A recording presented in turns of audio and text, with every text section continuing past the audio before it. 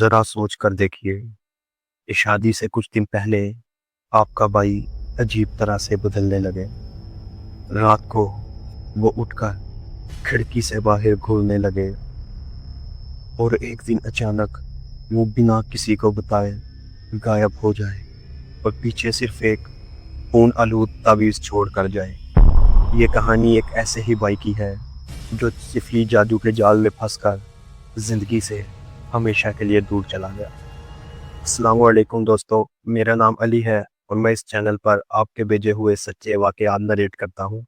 آج کی کہانی کی طرف بڑھنے سے پہلے ایک بار آیت الکرسی ضرور پڑھ لیجئے تاکہ ہم سب اللہ تعالیٰ کی پناہ میں آ سکیں۔ تو چلیں کہانی کی طرف بڑھتے ہیں۔ السلام علیکم، میرا نام حمزہ ہے۔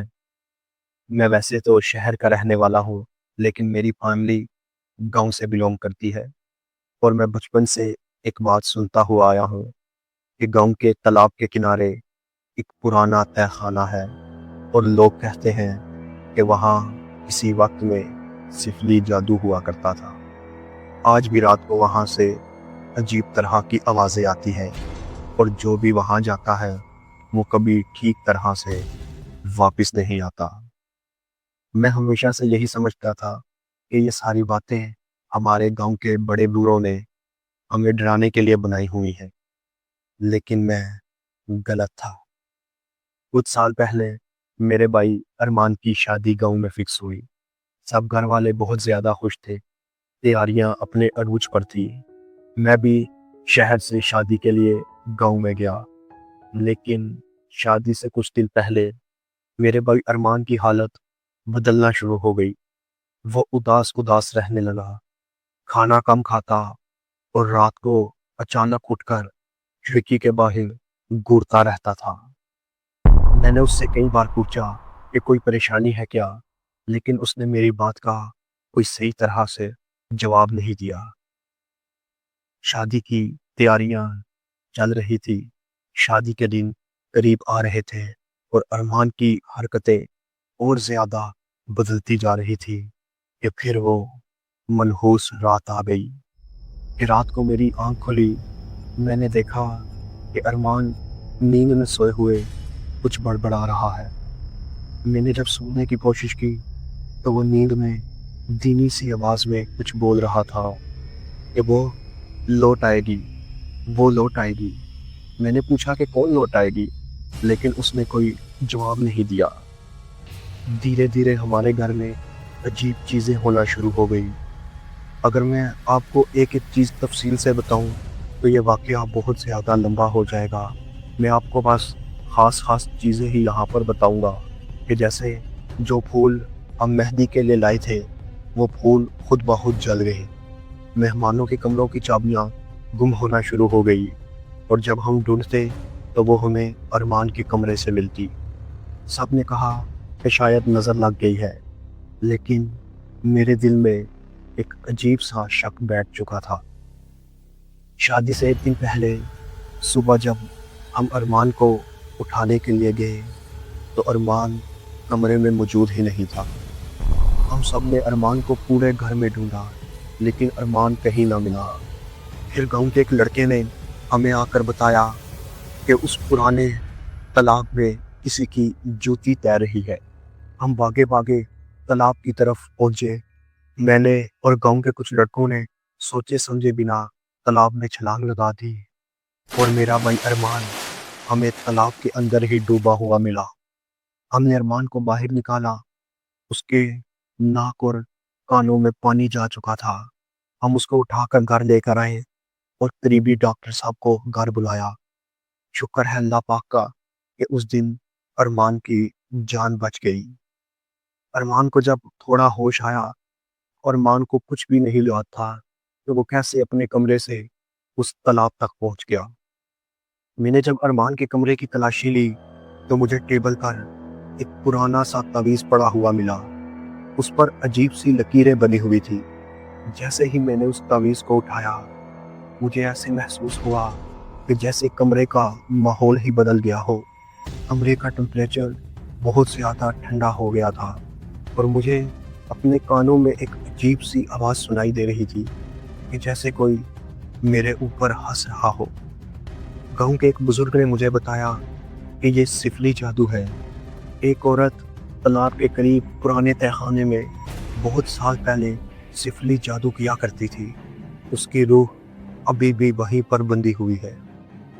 बहरहाल उस दिन के बाद अरमान की जिंदगी मुकम्मल तौर पर तब्दील हो गई। दिन में तो वो नॉर्मल रहता था, लेकिन रात होते ही उसका चेहरा बदल जाता था। उसकी आंखों में एक अजीब सी चमक आ जाती थी। कभी वो चीखता तो कभी अजीब तरह से हंसता। जब हम रोज सुबह उठते तो हमें घर की दीवारों पर खून के निशान मिलते थे और घर की खिड़कियों पर उंगलियों के निशान।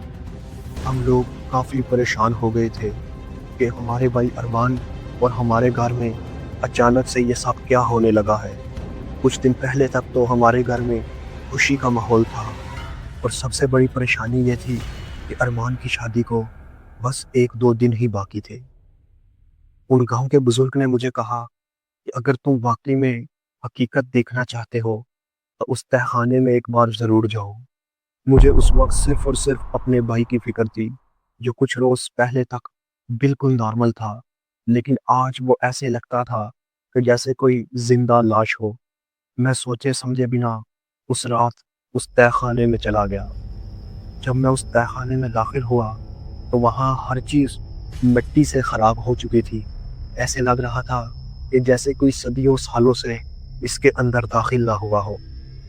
मैं उस तहखाने के कमरे में दाखिल हुआ तो कमरे के बीचों बीच एक मिट्टी का मटका पड़ा हुआ था और उसके आसपास वही निशान बने हुए थे जो हमें अरमान के तावीज़ पर मिले थे। जैसे ही मैंने उस मटके को छुआ, उस कमरे में एक अजीब सी आवाज़ गूंजने लगी। वो आवाज़ मेरे कानों में चुभ रही थी।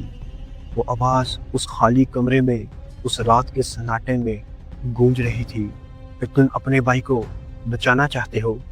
ये बंधन मोहब्बत से बना है और अब कभी नहीं टूटेगा।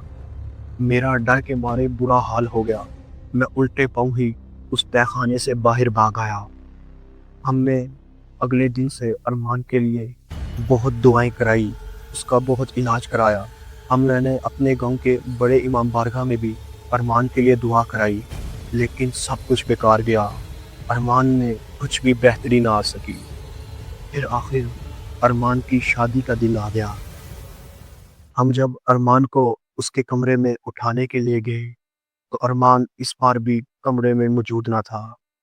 मुझे अरमान की अलमारी से एक नोट मिला जिस पर लिखा हुआ था कि मुझे बचाने की हरगिज़ कोशिश मत करना, जो आ गई है वो मुझे लेकर ही जाएगी। हमने अरमान को गांव की हर जगह ढूंढा। मैंने और गांव के लड़कों ने मिलकर तालाब की पूरी तलाशी ली, लेकिन हमें अरमान कहीं ना मिला। हमने तहखाने का भी पूरा जायज़ा लिया, पर अरमान वहाँ मौजूद न था। उस रात के बाद मैंने अपने भाई को हमेशा के लिए खो दिया। हमें सिर्फ उसकी घड़ी और एक तावीज़ तालाब के किनारे में मिला। अरमान का आज तक कोई पता नहीं चला। अभी भी रात के वक्त जब मैं उस गांव में जाता हूँ और उस तहखाने के पास से गुजरता हूँ तो मुझे ऐसे लगता है कि जैसे अरमान वहाँ से मुझे देख रहा है। कभी कभी तो उसकी आवाज़ भी सुनाई देती है कि मैं यहीं पर हूँ, लेकिन जब जाकर ढूंढा जाता है तो वहाँ पर कोई नहीं होता। आपसे ये कहानी शेयर करने का मकसद सिर्फ ये है कि अगर सुनने वालों में कोई ऐसा इंसान है कि जिसको सिफली जादू का तोड़ या हल पता है, या जिसको कोई ऐसा तरीका मालूम है कि जिससे हम अपने भाई को वापस हासिल कर सके, तो वो कमेंट्स में ज़रूर बताएं। हो सकता है इससे हमारी कोई मदद हो जाए, क्योंकि आज भी हमारा पूरा यकीन है कि मेरा भाई जहाँ भी है वो इंशाल्लाह सही सलामत है। तो दोस्तों, ये थी हमज़ा भाई की कहानी, जिन्होंने अपनी दुख भरी दास्तान हमारे साथ शेयर की। अल्लाह ताला से दुआ है कि अल्लाह ताला हमज़ा भाई और इनके भाई और जितने लोग किसी ऐसी मुश्किल में फंसे हुए हैं, अल्लाह ताला सबके लिए आसानियाँ पैदा फरमाएँ।